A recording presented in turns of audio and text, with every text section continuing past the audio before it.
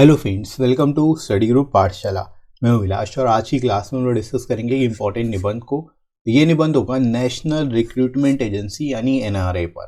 ठीक है, काफ़ी ज़्यादा इंपॉर्टेंट टॉपिक हो सकता है आप सभी के लिए। इसको आप जरूर तैयार करिएगा अपने डिस्क्रिप्टिव एग्जाम के लिए, specially SSC, CGL, CHSL, MTS और बैंक से रिलेटेड एग्जाम्स के लिए आप इसको तैयार कर सकते हो। इसकी कंप्लीट प्लेलिस्ट को जरूर देख लीजिएगा। सारे जितने मोस्ट इंपॉर्टेंट टॉपिक्स हैं वो सभी आपको इसकी प्लेलिस्ट में मिल जाएंगे। राइट फ्रेंड्स, इसके साथ ही साथ फ्रेंड्स आप इन बुक्स को ले सकते हो जो आपको हिंदी और इंग्लिश दोनों में ही मिल जाएंगी। आपको यहाँ से सारे टॉपिक्स को प्रिपेयर कर लेना है। अराउंड 70+ टॉपिक्स जो है इन बुक्स में आपको दिए गए हैं।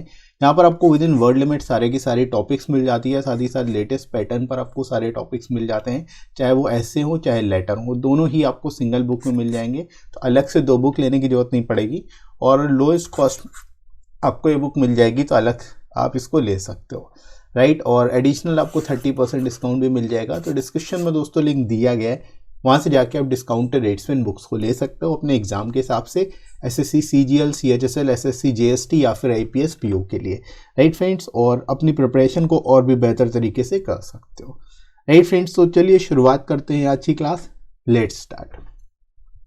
तो दोस्तों इंट्रोडक्शन से यहाँ पर हम लोग स्टार्ट करेंगे। इसको आपको कैसे एक्सप्लेन करना है इस टॉपिक को, ये देख लेते हैं। तो भारत सरकार ने राष्ट्रीय भर्ती एजेंसी एनआरए नामक एक भर्ती एजेंसी का निर्माण को मंजूरी दी है। यह एक स्वतंत्र एजेंसी है जो विभिन्न सरकारी नौकरियों के लिए सामान्य प्रारंभिक परीक्षा आयोजित कराएगी। ठीक है, यहाँ पर आप दोस्तों शुरुआत इस तरह से कर सकते हो कि सरकार ने एक राष्ट्रीय भर्ती एजेंसी के निर्माण के लिए मंजूरी दे दी है, यानी जिसका नाम है राष्ट्रीय भर्ती एजेंसी यानी एनआरए। ठीक है, और ये एक स्वतंत्र एजेंसी होगी, यानी ये जो है इंडिपेंडेंट एजेंसी होगी, जिसका काम क्या होगा, जो सरकारी नौकरियां हैं उसके लिए जो सामान्य प्रारंभिक परीक्षाएं होती हैं यानी प्रिलिमिनरी एग्जामिनेशन जो होते हैं वो कंडक्ट कराएगी ये एजेंसी। ठीक है, तो यहाँ पर अब बता सकते हो कि एनआरए का रोल क्या होगा।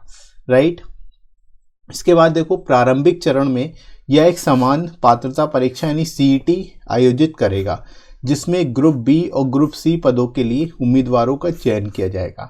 ठीक है, यानी प्रारंभिक इनिशियली क्या किया जाएगा, इसके द्वारा एनआरए में सबसे पहले सीईटी एग्जाम कंडक्ट कराया जाएगा। सीईटी एग्जाम, ये जो सीईटी एग्जाम होगा, कॉमन एलिजिबिलिटी टेस्ट, ये जो एग्जाम होगा ये बिल्कुल प्रिलिमिनरी की तरह होगा, यानी जो प्री एग्जाम होता है, जैसे आप एसएससी वगैरह में, बैंक वगैरह में प्री एग्जाम्स देते हो, उसके बाद मेंस देते हो, उसके बाद डिस्क्रिप्टिव देते हो। तो 3 टीयर बेसिकली होते हैं नॉर्मली सब में। ठीक है, तो इसमें जो प्री एग्जाम जो होता है वो क्या होगा, वो उसकी जगह पे सीईटी लिया जाएगा। ठीक है, यानी कि एक जो सबसे पहला एग्जाम जो प्री एग्जामिनेशन होता है उसकी जगह पे सीईटी होगा, जो कि ग्रुप बी और ग्रुप सी पदों के लिए जो कैंडिडेट्स हैं उनका यहाँ पर चयन किया जाएगा, उनको जो है सेलेक्ट किया जाएगा।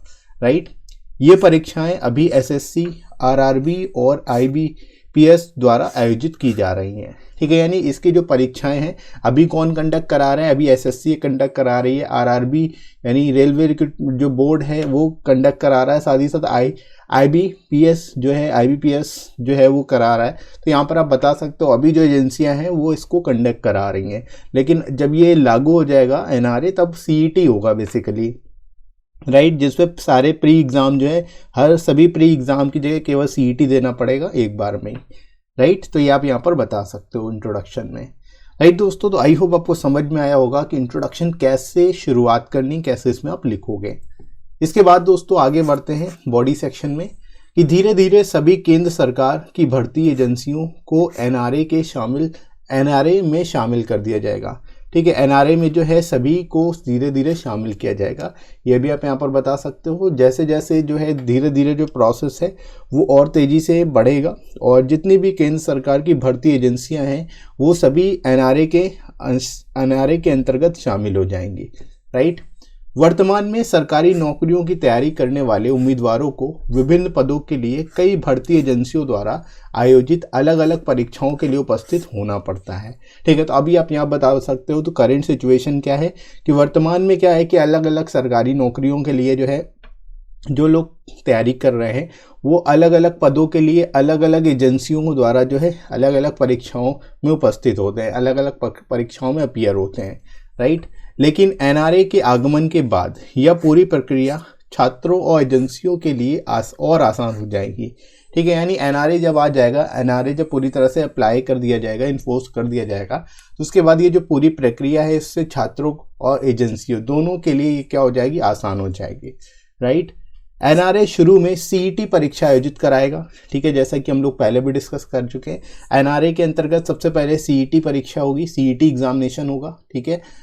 उसके बाद क्या है, सीईटी स्कोर के आधार पर उम्मीदवार संबंधित एजेंसी में रिक्त पदों के लिए आवेदन कर सकते हैं, ठीक है। यानी जो सीईटी स्कोर होगा, सीईटी का जो भी स्कोर होगा उसके आधार पर जो कैंडिडेट हैं, जो संबंधित एजेंसी है, यानी कि अगर बैंक एग्जाम दे रहे हैं तो आईबीपीएस में, एसएससी का एग्जाम दे रहे हैं तो एसएससी, और अगर रेलवे रिलेटेड एग्जाम दे रहे हैं तो आरआरबी, तो ये जो एजेंसियां हैं इनमें जो रिक्त पद होंगे उसके लिए आवेदन कर पाएंगे, किसके बेसिस पे, सीईटी के स्कोर के बेसिस पे, राइट। तो ये यहाँ पर आप बता सकते हो बढ़िया तरीके से, राइट फ्रेंड्स।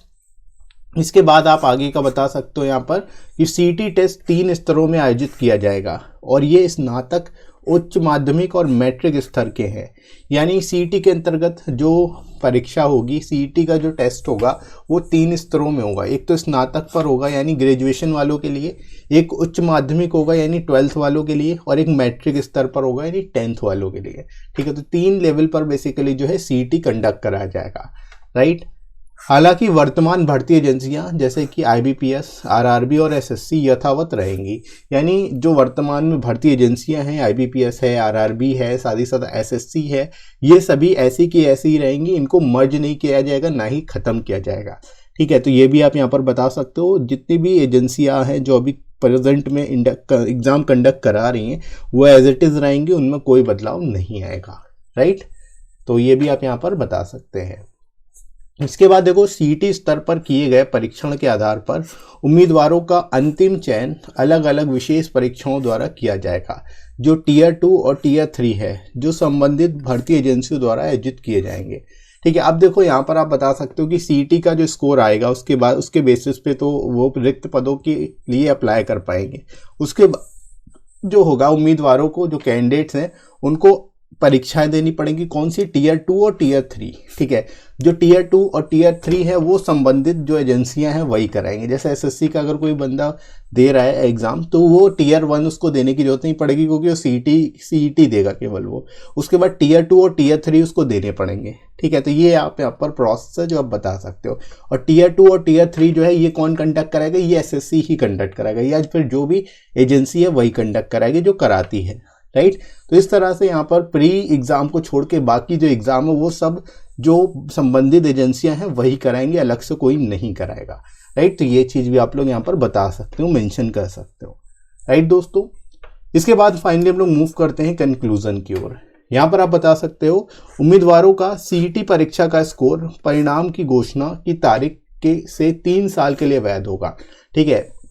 यानी इसकी सबसे अच्छी जो खासियत है वो यही है कि जो सीईटी परीक्षा का स्कोर आएगा कैंडिडेट्स का, वो जो परिणाम की घोषणा यानी जो रिजल्ट आने के 3 साल तक वैलिड रहेगा, ठीक है। यानी 3 साल तक उनको बार बार बेसिकली सीईटी देने की जरूरत नहीं है। एक बार उन्होंने सीईटी दे दिया उसके बाद 3 साल तक जो है वो वैलिड रहेगा, राइट। सीईटी परीक्षा में बैठने के लिए उम्मीदवार द्वारा किए जाने वाले प्रयासों की संख्या पर कोई प्रतिबंध नहीं है। यानी सीईटी परीक्षा में अगर किसी कैंडिडेट के मार्क्स अच्छे नहीं आए तो वो कई बार दे सकता है, मल्टीपल टाइम्स दे सकता है। ये जरूरी नहीं है कि एक बार एग्जाम दे, उसके मार्क्स अगर अच्छे नहीं आए तो वो 3 साल बाद ही दे, ऐसा कुछ भी नहीं है। वो दोबारा से भी दे सकता है, जितनी बार चाहे उतनी बार सीईटी दे सकता है, राइट। तो ये डिपेंड करता है कि अगर कैंडिडेट के मार्क्स अच्छे आ गए तो सीईटी फिर वो बाद में नहीं, दोबारा नहीं देगा, अगर अच्छे नहीं आए तो फिर वो दोबारा भी दे सकता है ना। तो ये भी आप यहाँ पर बता सकते हो, राइट दोस्तों। अब यहाँ पर फाइनली हम लोग मूव करते हैं कंक्लूजन की ओर। इसको कैसे लिखना है ये देख लो। एनआरए समय की जरूरत है, यानी नीड ऑफ द आवर है, क्योंकि उम्मीदवारों को अलग अलग एजेंसियों द्वारा संचालित परीक्षाओं में सम्मिलित होना पड़ता है, जिसके कारण उनको इन एजेंसियों को कई बार शुल्क का भुगतान भी करना पड़ता है। यानी जो फीस होती है वो अलग अलग एजेंसियों को पे करनी होती है। अगर कोई बैंक का एग्जाम देता है तो बैंक आईबीपीएस को पे करनी होती है, अगर कोई एसएससी का एग्जाम देता है तो एसएससी को पे करनी होती है, अगर आरआरबी मतलब अगर कोई रेलवे का एग्जाम देगा तो आरआरबी को पे करनी होती है। तो मल्टीपल टाइम्स जो है फीस पे करनी पड़ती है ना। तो इससे थोड़ा छुटकारा मिल जाएगा।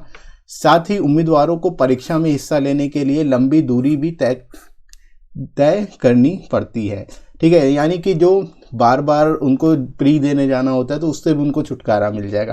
तो बार बार उनको जो है अलग अलग जगह एग्ज़ाम देना भी नहीं पड़ेगा, केवल मेंस और टियर 3 देना पड़ेगा, है ना। तो ये भी एक इसका सबसे अच्छा यहाँ पर बता सकते हो एडवांटेज है, राइट।